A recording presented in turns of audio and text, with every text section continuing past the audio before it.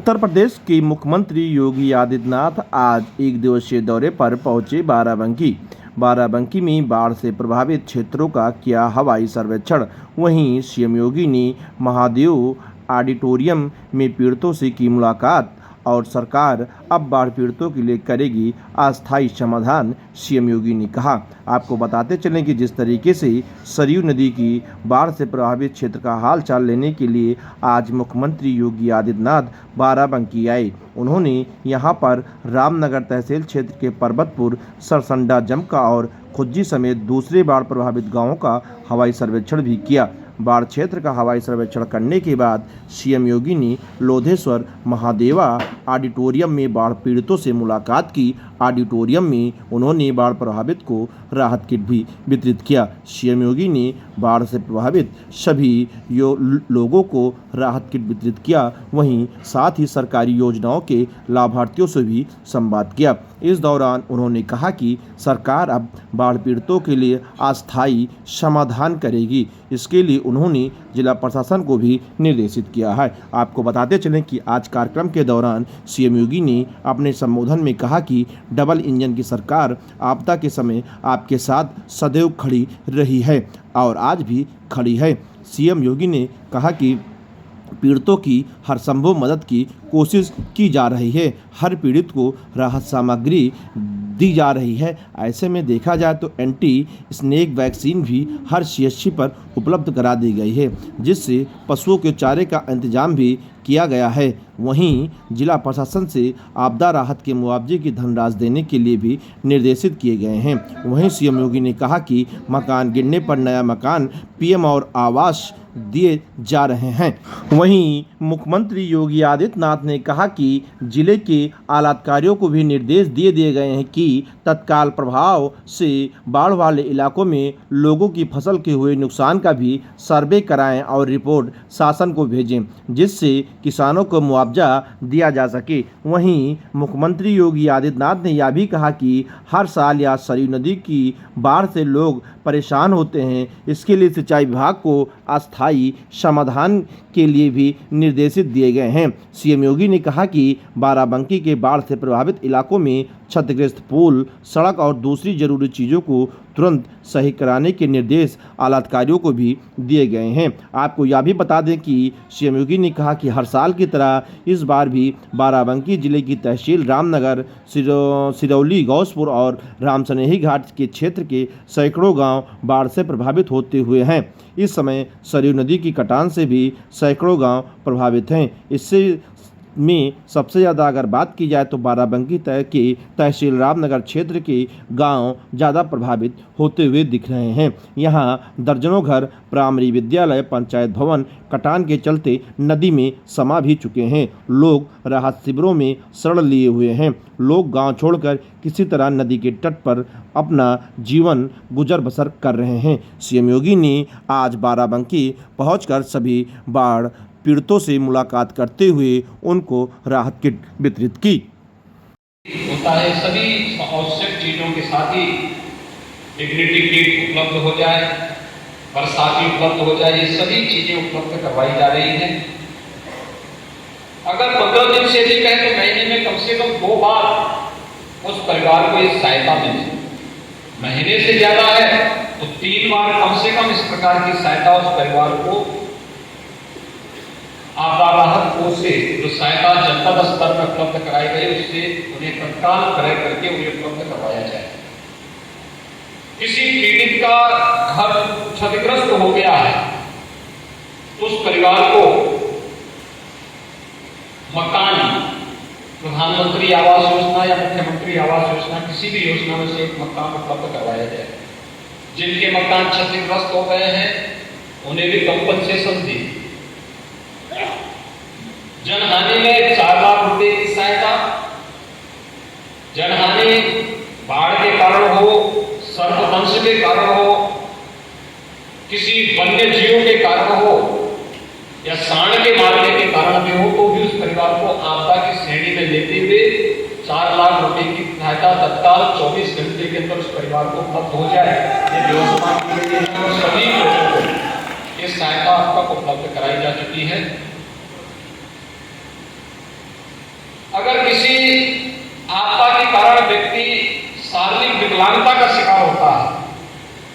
विकलांगता के अनुसार उस परिवार को भी आर्थिक सहायता उपलब्ध करवाया जाए। ये व्यवस्था दी गई है जिनके मकान क्षतिग्रस्त हो गए हैं और मरम्मत हो सकते हैं तो उसके लिए अलग से मुआवजे की व्यवस्था देने का भी प्रावधान किया गया है।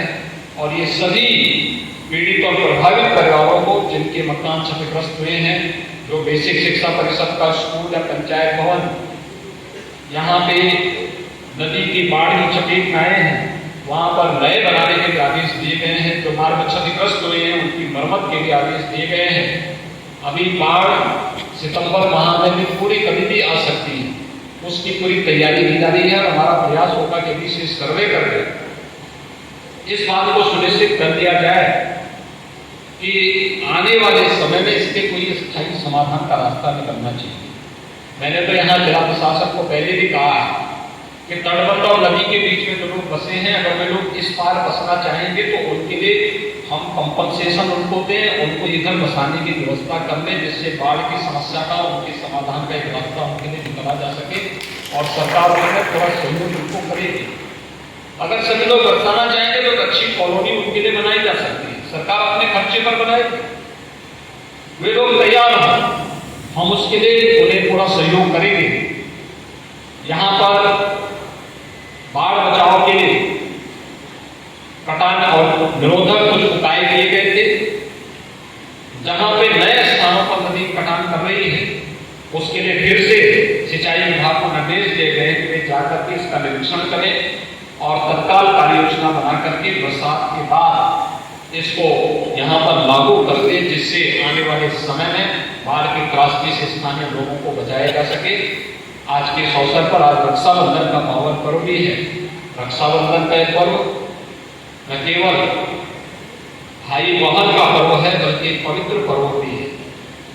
हम इस अवसर पर समाज में गरीबों के साथ, पीड़ितों के साथ, वंचितों के साथ खड़े होकर के न केवल उनके साथ सुरक्षा का एक कवच बने बल्कि इससे समाज की सुरक्षा और राष्ट्र की सुरक्षा को मजबूती बनाने में हम सब योगदान दें। मैं एक बार फिर से सभी पीड़ितों को इस बात के लिए आश्वस्त करता हूँ कि डबल इंजन की सरकार उनके साथ खड़ी है, उन्हें हर संभव मदद करेगी। किसी भी प्रकार की कोई कमी उनकी राहत में या उनकी सहायता में सरकार के स्तर पर नहीं आने दी जाएगी। आप सबके प्रति मेरी शुभकामनाएं हैं। धन्यवाद। जय हिंद। यह सामान्य से अधिक बरसात हुई है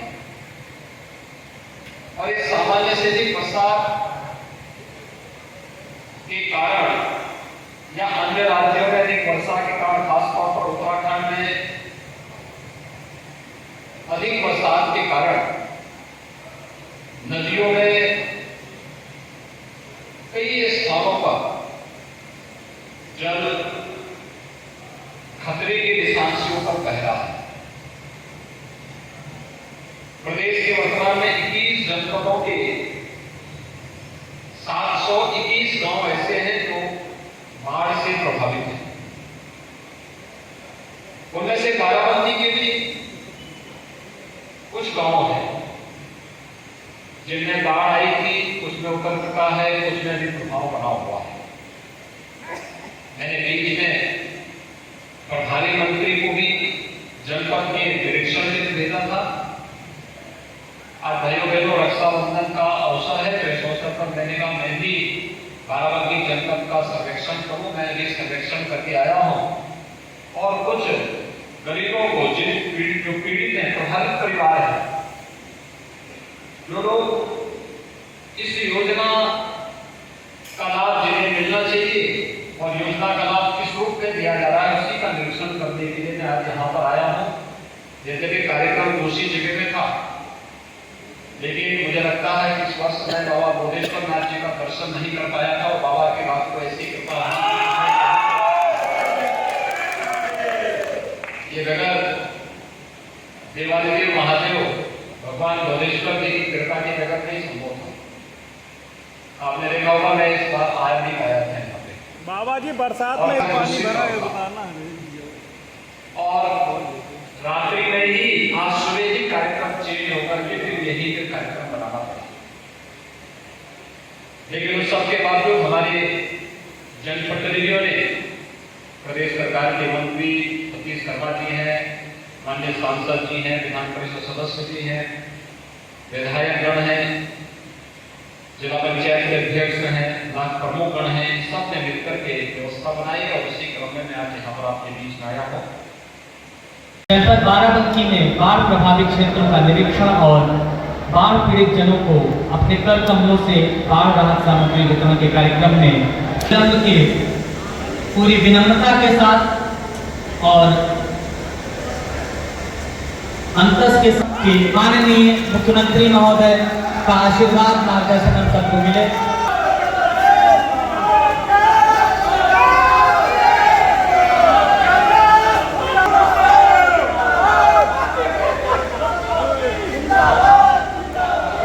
नमः पार्वती पतिये हर हर।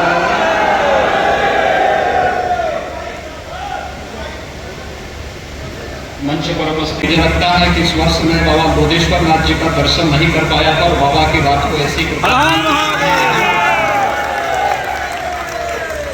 ये बगैर देवादिदेव महादेव भगवान बोधेश्वर जी की कृपा के बगैर नहीं संभव था। आपने देखा होगा मैं इस बार आ नहीं पाया था यहाँ पे और कार्यक्रम मेरा दूसरी तरफ था और रात्रि में ही आज सुबह ही कार्यक्रम चेंज होकर के फिर यहीं पे कार्यक्रम बनाना पड़ा।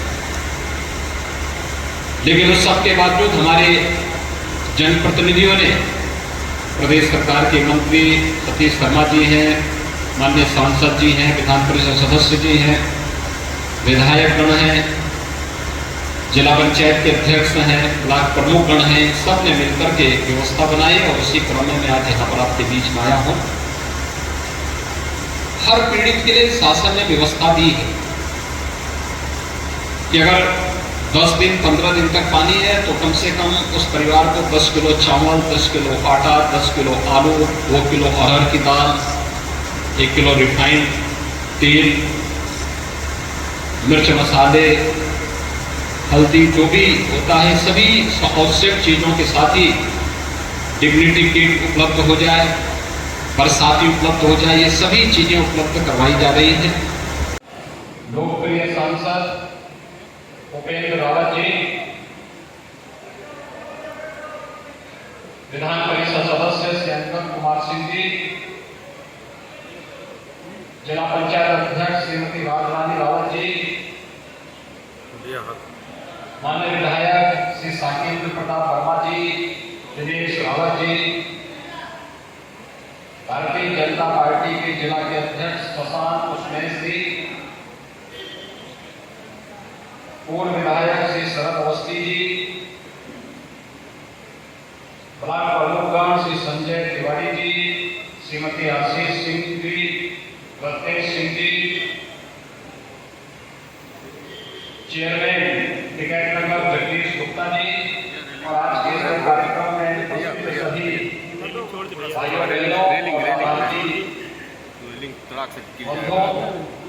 दूर मत दीजिएगा प्लीज। देश के अलग अलग क्षेत्रों में इस सीजन में बाढ़ और तमाम प्रकार की प्राकृतिक